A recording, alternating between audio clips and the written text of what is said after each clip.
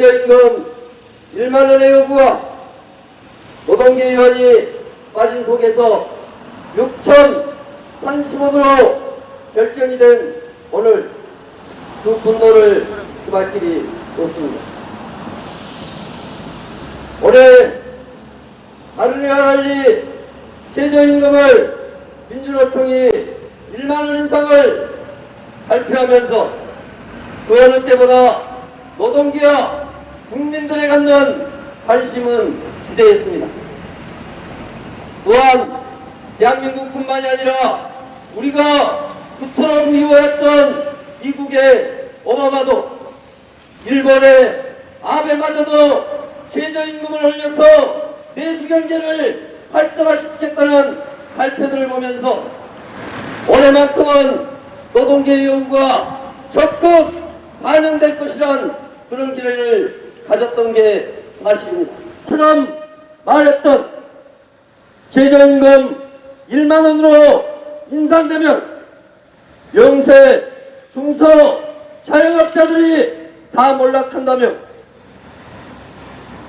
노동자들과 중소, 영세상인의 싸움을 붙이는 걸로 계속적으로 떠들어대었습니다. 또 자본들이 같지 않습니까?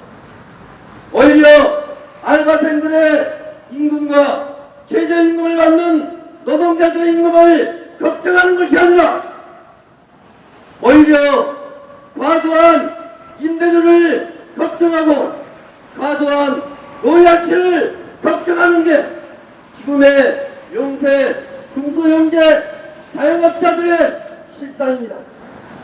이러한 실상을 뒤로 숨긴 채 노동자들과의 싸움을 붙이기는 최저임금위원회가 과연 존재의 가치가 있는가 심각하게 생각해보지 않을 수 없습니다. 의문을 던지면서 결국에 그 기차식은 공룡의 먼지 부족으로 멸종했다 하고 있습니다. 지금의 대한민국 경제를 비교하면 어쩌면 그렇게 똑같을 수가 있습니까? 찾아오지 않을 정도의 경제구조로 변해가고 있습니다. 그 뒤틀린 경제구조를 바로잡기 위한 그 한방편이 최저임금 1만 원 인상을 얘기했던 것입니다. 하지만 우리의 요구가, 우리의 꿈이 사라진 지금 민주노총은 강력한 투쟁을 전개할 수밖에 없는 그런 현실에 와 있습니다. 프로가 최저임금을 받는 노동자들입니다. 벌써 발표가 나온 지 상당한 시간이 흘렀음에도 불구하고 단 한 통의 변화가 안 옵니다. 조합에 사소한 일이 하나만 있더라도 늘 전화해서 물어보던 조합원들이 자기들한테 가장 중요한 최저임금 결정이 났음에도 이 시간까지 아무도 전화를 하지 않습니다. 6,030원이 경로당 할머니들 푼돈도 아니고 뭐 하는 짓거리인지 모르겠습니다. 뭐 세상 분노 스럽지도 않습니다. 저는 통신문대 콩나고 파시문대 탐난다고 했습니다. 그 말이 틀리지 않습니다. 국민의 삶을 돌보지 않고 노동자의 삶을 생각해보지도 않는 이 야만스러운 정권이 결국 할 수 있다는 게 이런 결과인 것 같습니다.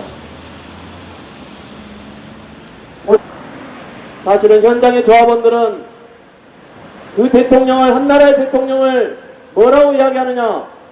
인연전연합니다. 말이 안 되죠. 한나라의 대통령한테 쌍욕을 해대는 그 국민이 잘못된 건가?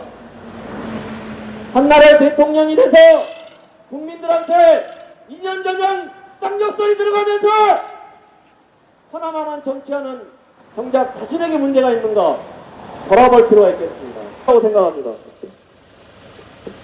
분명히 민주노총은 최저임금 1만 원은 파격적인 게 아니라 노동자, 경영계, 자영업, 우리 국민 모두가 살 수 있는 상생의 길이라고 분명히 이야기했습니다. 상식이 있는 자라면 누구나 이해할 수 있는 합리적인 안이었습니다. 그것을 저버린 겁니다. 국민과 함께 살지 못하겠다고 하는 이 정부를 우리는 어떻게 해야 되는지 이제서야 분명해진 것 같습니다. 거기다 대놓고 창조 경쟁이 어쩌니 말만 그럴듯하게 하는 그런 자가 우리 눈앞에 나타난다면 그 아가리를 찢어버려야 됩니다. 마치 생각하는 것처럼 했다가 결론은 공익위원 지네들 마음대로 최저임금위원회를 최악위원회로 만들어버린 공익위원들, 그리고 그들을 조정한 대한민국 대통령, 더 이상 기댈 것도 희망도 없다고 생각합니다. 분명히 알아야 됩니다. 이 정권은 비판을 가치도 없는 정권입니다. 조롱의 대상이요 비웃음의 대상인 그게 18대 대통령으로 기억될 겁니다. 그 결과가 어떻게 될지 눈은 부릅뜨고 지켜볼 겁니다. 박근혜 정권과 공익위원 그리고 자본가들은 700만 저임금 노동자와 국민의 열망을 철저히 짓밟아 버렸다. 최저임금심의위원회 이른바 공익원들은 7월 8일 새벽에 5,940원 내지 6,120원 인상안이라는 기만적인 시민 폭진 구간을 제시하였다.